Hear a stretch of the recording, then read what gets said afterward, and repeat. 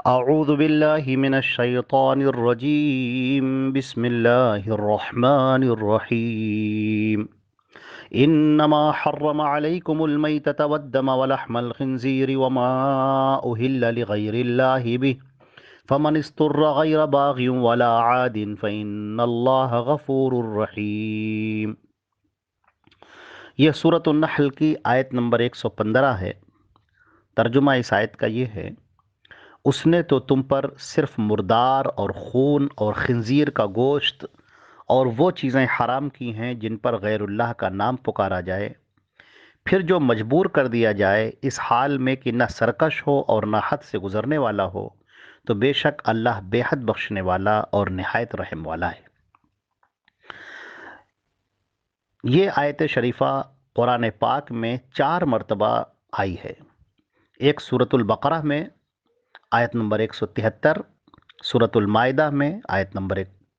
Number 3، سورہ انعام 145 اور یہاں سورہ نحل آیت نمبر 115 میں۔ تو اللہ رب العزت نے اس کے اندر حرمت کی چیزیں بیان کی ہیں، جو چیزیں اللہ رب العزت نے حرام کی ہیں۔ اچھا، یہاں پر فرمایا گیا کہ صرف یہی چیزیں حرام کی گئی ہیں، یعنی انما، تو یہ اس کو حصر اتفاقی کہتے ہیں۔ یعنی چونکہ کفار مکہ یہ سمجھتے تھے کہ وہ حلال جانوروں کو بھی حرام کر لیتے تھے، تو اللہ تعالیٰ نے فرمایا کہ جن جانوروں کو تم نے حرام کر رکھا ہے وہ حرام نہیں ہے، حرام تو صرف یہ چیزیں ہیں جو اللہ رب العزت نے یہاں پر شمار فرما دی، تو اس کو حصر جو ہے وہ حصر اتفاقی کہتے ہیں۔ اچھا، ایک اور خاص بات یہ ہے کہ ان چیزوں کے علاوہ بھی اور چیزیں حرام قرار دی گئی ہیں جو قرآن اور حدیث میں دوسرے موقعوں پر ان کا ذکر کیا گیا ہے۔ تو حدیث میں اصول کچھ بیان کر دیے گئے ہیں جو ان آیتوں کی تفسیر کرتے ہیں، جو جانوروں کی حلت اور حرمت کے اصول بیان کیے گئے ہیں، جیسے درندوں میں ذوناب، یعنی جو درندہ جو کیچلیوں سے شکار کرتا ہے، جو اگلے نکلے ہوئے دانتوں سے، اس کو حرام کیا گیا ہے۔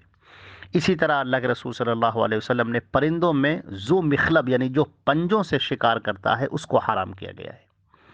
اچھا، تیسرے کچھ اور جانور بھی ہیں جو حدیث سے جن کی حرمت ثابت ہے، یعنی اللہ کے رسول صلی اللہ علیہ وسلم نے انہیں حرام فرمایا ہے، جیسے گدھا ہے یا کتا ہے یا اس طرح کی، یہ بھی سب حرام ہے۔ تو ایک بات اس سے بہت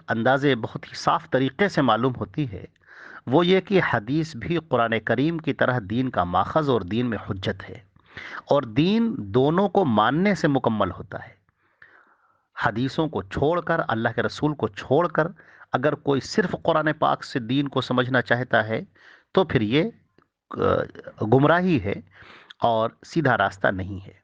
قرآن پاک کی آیتوں کی تفسیر اور اس کی وضاحت اللہ کے رسول صلی اللہ علیہ وسلم فرماتے ہیں،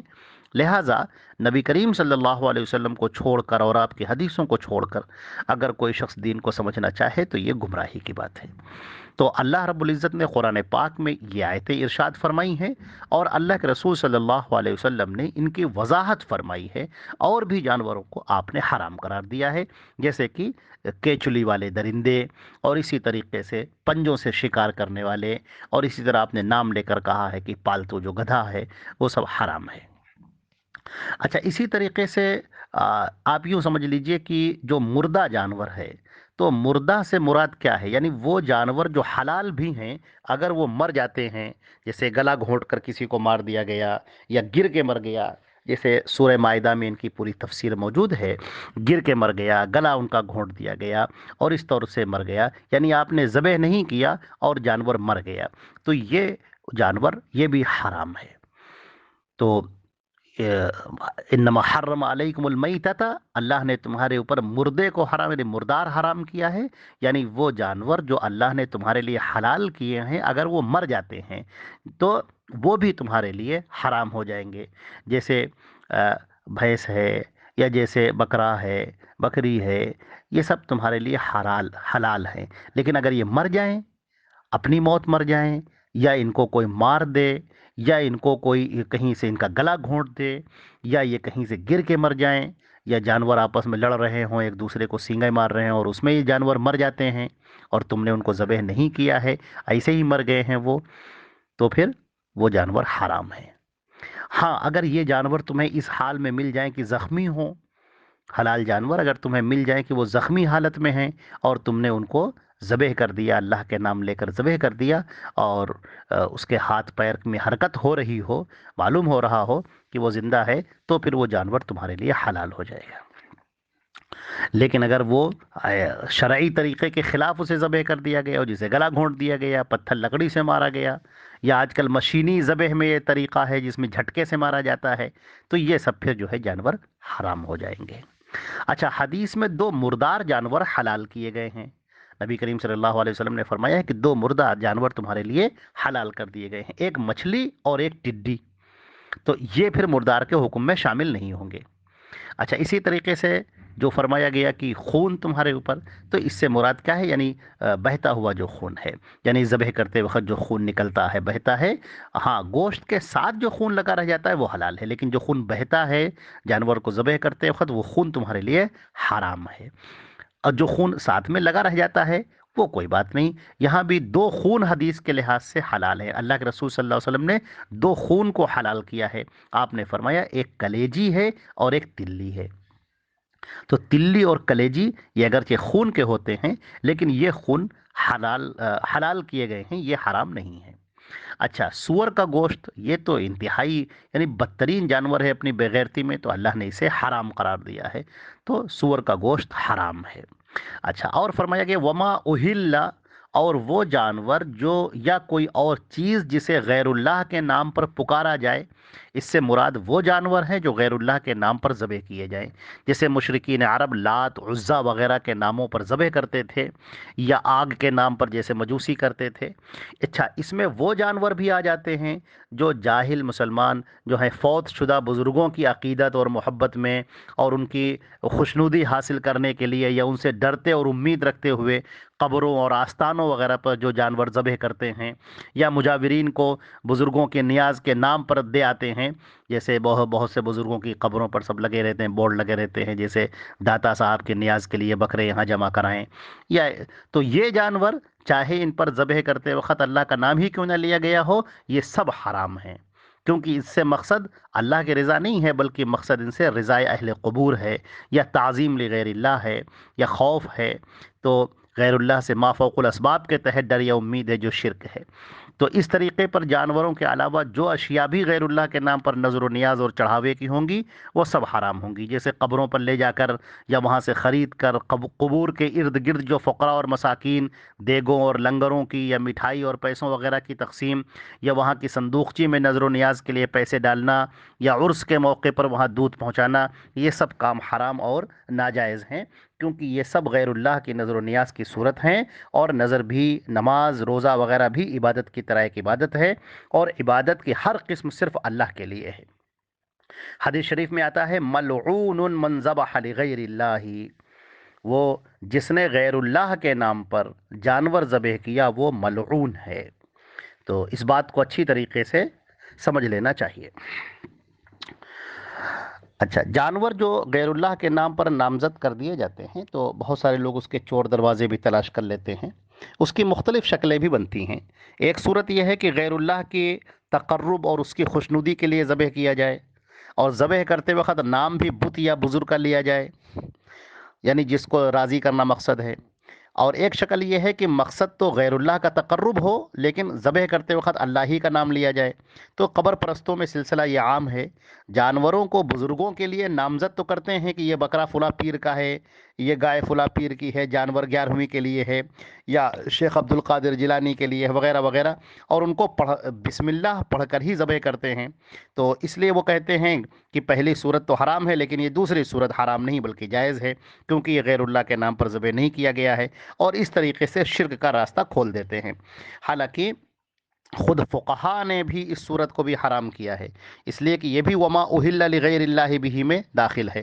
چنانچہ بیضاوی کے حاشیے میں ہے یہ بات کہ ہر وہ جانور جس پر غیر اللہ کا نام پکارا جائے حرام ہے، اگرچہ ذبح کرتے وقت اس پر اللہ ہی کا نام لیا جائے۔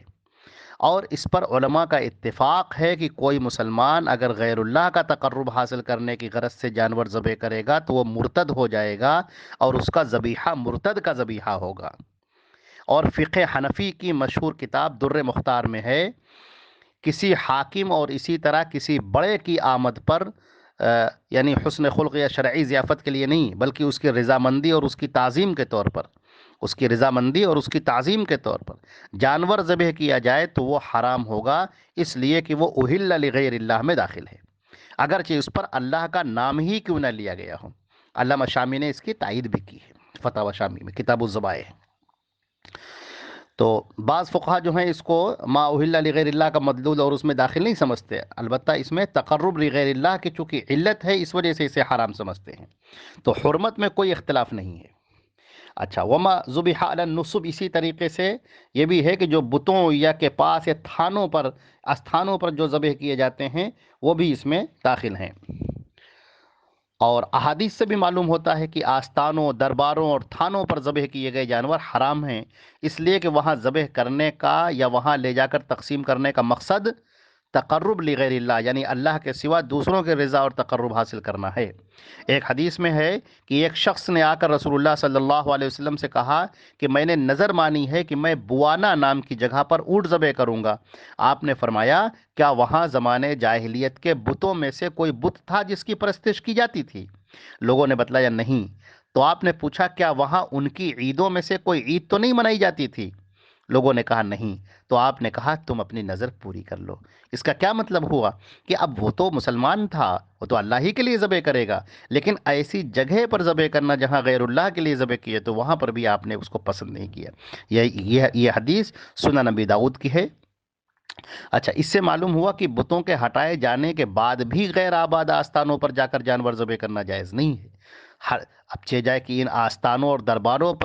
پر جا کر جو جانور ذبح کیے جاتے ہیں جو پرستش اور نظر و نیاز کے لیے جو عوام کے لیے بنے ہوئے ہیں، تو بہرحال یہ ایک شرک کی بات ہے۔ چنانچہ اللہ رب العزت نے ان چیزوں کو حرام قرار دیا ہے اور ان کی وضاحت فرما دی ہے اللہ رب العزت نے۔ ہاں، اگر کوئی شخص جو ہے مجبوری کی حالت میں ان کو کھاتا ہے، پریشانی کی حالت میں، تو اس کے لیے جائز کیا گیا ہے۔ اپنی جان کو بچانے کے لیے اگر کوئی کھا لیتا ہے تو پھر اس کے لیے جائز ہے، کیونکہ اپنی جان کا بچانا انسان کے لیے فرض ہے۔ چنانچہ اتنا ہی کھائے جس سے اس کی جان بچ سکے، اتنا نہیں کہ خوب شکم سیر ہو کر پیٹ بھر کر کھائے، نہیں۔ جو چیزیں اللہ نے حرام کی ہیں ان کو وہ اپنی جان بچانے کے لیے کھا سکتا ہے، کیونکہ جان بچانا فرض ہے، اور پھر اتنا ہی کھائے جس سے اس کی جان بچ سکے۔